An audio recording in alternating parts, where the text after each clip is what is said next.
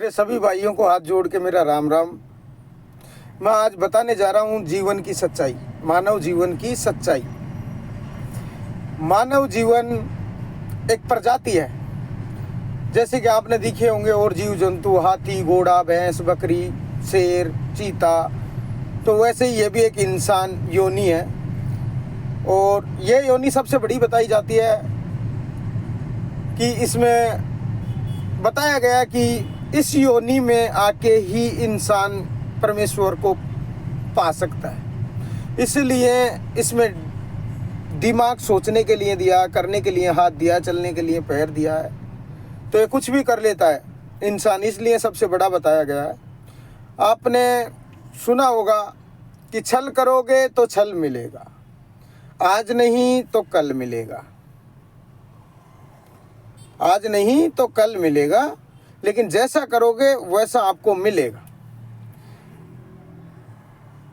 तो आपने सुना होगा कि मानव योनि में इंसान मरने के बाद क्या बनता है।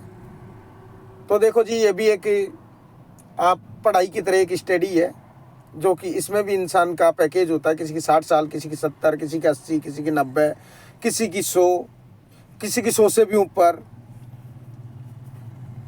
तो यह होता है कि इसमें यदि इंसान, देखो, कर्म जब से गिने जाते हैं, पाप हर इंसान से होते हैं, कोई दूध का दुपा नहीं है। माँ के पेट से ही पाप होना शुरू हो जाते हैं, दूध का दुपा कोई भी नहीं है। लेकिन कर्म तब से गिने जाते हैं जब से कि मानव योनि में सूरज संभाल लेता है। जैसे कि 15, 16, 18, 20 का हो गया, सूरज संभाल लिया, उसको ज्ञान हो गया कि ये पाप है, तब से वो सूरज संभाल लिया, तब से उसके पाप अकाउंट होने लग गए, काउंटिंग होना शुरू हो गई। तो देखो जी, आपने देखा होगा कि जो कभी पैर से चींटी नहीं मारता, वो आप प्रैक्टिकल करके देख लेना, बुढ़ापे में कुछ भी दुख पाओ लेकिन थोड़ा बहुत दुख जरूर पाएगा, वो दुख पाके जरूर मरेगा बुढ़ापे में, ये मैं आपको लिख के दे दूं।